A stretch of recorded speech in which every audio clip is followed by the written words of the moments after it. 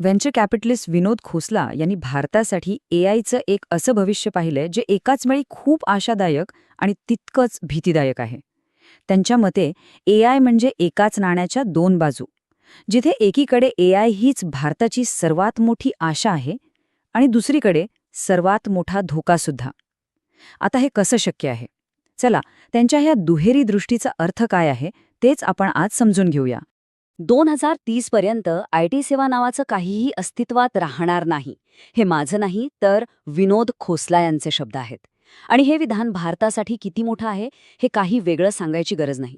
कारण आपल्या अर्थव्यवस्थेचा जो कणा आहे म्हणजे आपला आयटी उद्योग, थेट त्याच क्षेत्रावर हे एक मोठं प्रश्नचिन्ह उभं राहतं. आणि हीच दुहेरी दृष्टी आपल्याला इथे स्पष्ट दिसते. बघा, एका बाजूला आहे प्रगती आणि समृद्धीचं चित्र, तर दुसऱ्या बाजूला आहे बेरोजगारी आणि कदाचित विनाशाची भीती. विनोद खोसल्यांच्या मते ही दोन्ही भविष्य एआयमुळे शक्य आहेत. चला तर मग आधी आपण त्यांची आशावादी बाजू म्हणजे सकारात्मक बाजू काय आहे ते पाहूया. तर या कथेची सुरुवात आपण पॉझिटिव्ह बाजूने करूया. भाग 1, भारतासाठी एआयचे वचन. खोसला यांचं म्हणणं आहे की जर आपण एआयचा योग्य प्रकारे वापर केला तर ते करोडो लोकांच्या आयुष्यात एक मोठी क्रांती घडवू शकतं. खोसला यांचा हा मूळ विचार आहे आणि तो खूप महत्वाचा आहे. त्यांच्या मते एआयचा फायदा फक्त मोठ्या कंपन्यांना किंवा श्रीमंत लोकांना होऊन चालणार नाही, तर तो देशाच्या कानाकोपऱ्यातल्या सामान्य माणसापर्यंत पोचला पाहिजे. कारण खरी क्रांती तेव्हाच होते जेव्हा तंत्रज्ञान शेवटच्या माणसापर्यंत पोहोचतं, नाही का? पण हे फक्त बोलण्यापुरतं मर्यादित नाहीये. खोसला 3 ठोस उदाहरणं देतात. असे 3 एआय सोल्युशन्स जे आज म्हणजे आत्ताच्या घडीला भारतात बदल घडवू शकतात. पाहूया कोणते आहेत ते. यातलं पहिलं साधन आहे एआय आधारित पर्सनल ट्युटर. जरा कल्पना करा, भारतातल्या कुठल्याही गावातल्या मुलाला, तिथे चांगली शाळा असो वा नसो, एक वैयक्तिक शिक्षक मिळेल. एक असा शिक्षक जो त्याच्या गरजेनुसार शिकवेल आणि 24 तास उपलब्ध असेल. हे सगळं एआयमुळे आता शक्य झालं आहे. 40 कोटी, हो, जगभरातले तब्बल 40 कोटी विद्यार्थी यासारखी मोफत एआय आधारित शिक्षण साधने वापरत आहेत. म्हणजे ही फक्त एक कल्पना नाहीये, तर हे एक सिद्ध झालेलं तंत्रज्ञान आहे जे प्रचंड मोठ्या प्रमाणावर यशस्वी ठरलं आहे. हे डॉक्टरला मदत करणे नाही, हे डॉक्टर तयार करणे आहे. खोसलांच्या या विधानामुळे आपल्याला आरोग्य क्षेत्रातल्या त्यांच्या दुसऱ्या आणि कदाचित सर्वात धाडसी प्रस्तावाची ओळख होते. याचा नेमका अर्थ काय? याचा अर्थ असा की आपल्या खिशात, आपल्या फोनमध्येच एक डॉक्टर असेल जो 24 तास उपलब्ध असेल.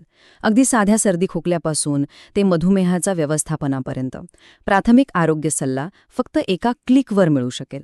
यामुळे भारतातील डॉक्टर आणि रुग्ण यांच्यातली जी प्रचंड मोठी दरी आहे ती अक्षरशः एका रात्रीत कमी होऊ शकते. आणि आता विचार करूया आपल्या शेतकऱ्याचा. त्याला आता हवामानाचा अंदाज किंवा खतांबद्दल विचारण्यासाठी कोणावर अवलंबून राहायची गरज नाही. त्याच्या फोनमध्येच एक कृषी तज्ज्ञ असेल जो त्याच्या स्वतःच्या भाषेत त्याच्या पिकाबद्दल योग्य सल्ला देईल. विचार करा, हे तंत्रज्ञान शेतीमध्ये केवढी मोठी क्रांती घडवू शकतं. शिक्षण, आरोग्य, शेती हे सगळं ऐकून खरंच खूप छान वाटतंय. एक उज्ज्वल भविष्य दिसतंय. पण एक मिनिट, एक खूप महत्वाचा प्रश्न अजून बाकी आहे. ह्या सगळ्या क्रांतीमध्ये आज जे लोक नोकरी करत आहेत त्यांचं काय होणार? आणि बरोबर इथेच खोसल्यांच्या ह्या कहाणीला एक काळोखं, गंभीर वळण मिळतं. आता आपण नाण्याच्या दुसऱ्या बाजूकडे पाहणार आहोत. भाग 2, उद्योगांना एक इशारा. कारण ज्या एआयमध्ये करोडो लोकांना वर उचलण्याची क्षमता आहे, त्याच एआयमध्ये करोडो लोकांच्या नोकऱ्या संपवण्याचीही ताकद आहे. या स्लाइडवर आपल्याला या धोक्याची तीव्रता लगेच लक्षात येते. डावीकडे आहे भारताचा सध्याचा आयटी उद्योग, जो आपल्या अर्थव्यवस्थेचा एक मजबूत आधारस्तंभ आहे. पण उजवीकडे आहे खोसल्यांनी वर्तवलेलं भविष्य, जिथे हाच आधारस्तंभ एखाद्या पत्त्याच्या बंगल्यासारखा कोसळू शकतो.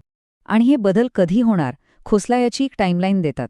ते म्हणतात, आज आपण एआय डॉक्टर आणि ट्युटरसारखी साधनं वापरू शकतो, पण 2030 पर्यंत संपूर्ण आयटी आणि बीपीओ उद्योग नाहीसे होतील आणि 2050 पर्यंत नोकरी करणं ही एक ऐच्छिक गोष्ट असेल.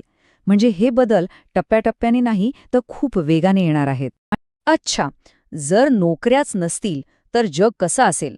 लोक काय करतील? आता आपण खोसलांच्या कथेच्या सर्वात दूरगामी आणि तात्विक भागाकडे वळूया. नोकरी शिवायचं भविष्य. ही एक खूप महत्वाची संकल्पना आहे. अपस्फीतीची अर्थव्यवस्था. सोप्या भाषेत सांगायचं तर एक असं जग जिथे गोष्टी महाग नाही तर स्वस्त होत जातात. AI आणि रोबोट्समुळे उत्पादन इतकं स्वस्त होईल की अन्न, वस्त्र, निवारा यासारख्या मूलभूत गोष्टी जवळजवळ मोफत मिळतील. आणि हाच खोसलांच्या नोकरीनंतरच्या समाजाचा मूळ पाया आहे. अशा जगात कोणाकडे किती पैसा आहे याला फारसं महत्त्व राहणार नाही. महत्त्व असेल ते त्यांच्या कल्पनाशक्तीला, त्यांच्या शिकण्याच्या इच्छेला. तुमची संपत्ती ही सोन्या नाण्यांमध्ये नाही तर तुमच्या डोक्यात असलेल्या विचारांमध्ये मोजली जाईल. हा एक खूप मोठा, मूलभूत बदल आहे. आणि या सगळ्या बदलाचा अंतिम परिणाम काय? तर एक असा समाज जिथे लोकांना जगण्यासाठी संघर्ष करण्याची गरज भासणार नाही, जिथे प्रत्येकजण आपल्या आवडीचं काम करू शकेल, मग ते चित्रकला असो, संगीत असो किंवा विज्ञानातील एखादा नवीन शोध असो. काम हे पोटासाठी नाही तर आत्मिक आनंदासाठी असेल. तर शेवटी प्रश्न तोच राहतो. विनोद खोसलांच्या नजरेतून दिसणारं हे AI भारतासाठी एक महान संधी आहे की एक महान संकट? हा एक असा दुहेरी मार्ग आहे जिथे एक रस्ता समान संधी आणि समृद्धीकडे जातो तर दुसरा मोठ्या विनाशाकडे. भारत यापैकी कोणता मार्ग निवडणार हे येणारा काळच ठरवेल.